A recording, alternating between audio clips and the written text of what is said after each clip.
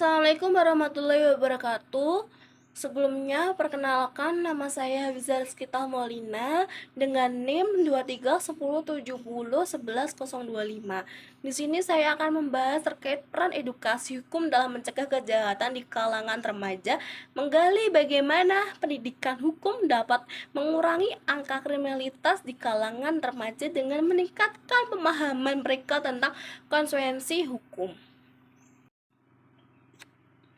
Edukasi hukum bagi remaja memegang peran penting dalam pencegahan kriminalitas dengan meningkatkan kesadaran mereka akan tindakan yang melanggar hukum serta konsekuensi yang akan dihadapi.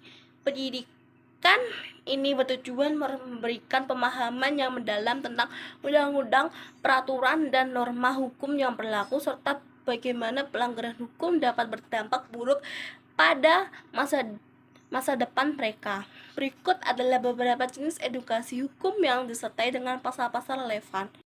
1. Pemahaman tentang bullying dan penganiayaan. Pasal 351 KUHP, bullying atau penganiayaan fisik dan mental merupakan pelanggaran hukum yang serius. Pasal 351 KUHP menyatakan bahwa tindakan penganiayaan diancam dengan pidana penjara paling lama 2 tahun 8 bulan. Apabila penganiayaan menyebabkan luka berat, hukuman dapat diperberat. Remaja harus sadar bahwa perilaku ini tidak hanya melukai korban, tetapi juga dapat menghancurkan masa depan mereka karena terjerat proses hukum.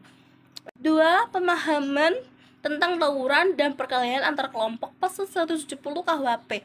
Tawuran antar remaja yang kerap terjadi di lingkungan sekolah merupakan pelanggaran yang diatur dalam pasal 170 KUHP yang menyatakan bahwa barang siapa yang secara terang-terangan bersama menggunakan kekerasan terhadap orang atau barang diancam dengan pidana penjara paling lama 5 tahun 6 bulan. Jika kekerasan tersebut mengakibatkan korban luka atau kematian, hukuman dapat meningkatkan hingga 12 tahun. Dengan pengetahuan ini, remaja dapat memahami bahwa keterlibatan dalam tawuran memiliki konsekuensi hukum yang sangat serius. 3. Pemahaman tentang penyalahgunaan narkoba. UU No. 35 tahun 2009 tentang narkotika. Penggunaan dan penyalahgunaan narkotika termasuk obat-obatan terlarang seperti ganja, sabu, dan ekstasi merupakan tindakan yang melanggar Undang-Undang No. 35 tahun 2009 tentang narkotika.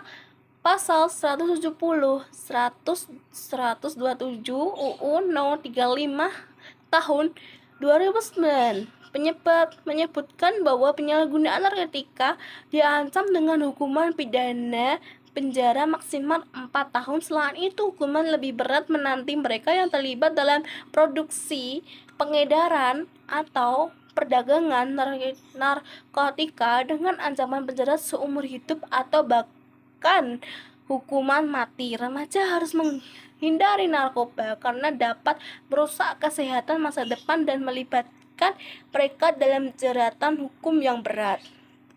Pendidikan hukum juga sebaiknya tidak hanya diberikan di sekolah, tetapi harus menjadi bagian dari pendidikan informal di rumah dan masyarakat.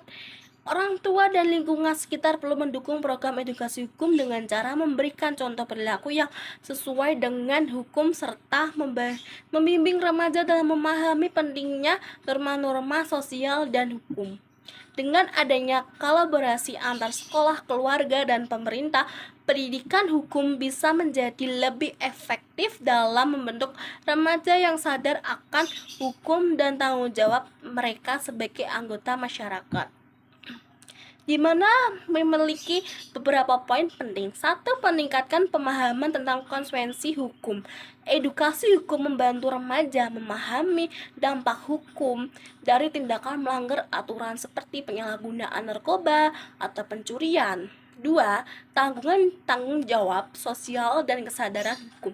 Pendidikan hukum menanamkan nilai-nilai tanggung jawab sosial sehingga remaja memahami pentingnya mematuhi hukum untuk menjaga keterlibatan dan keadilan. 3.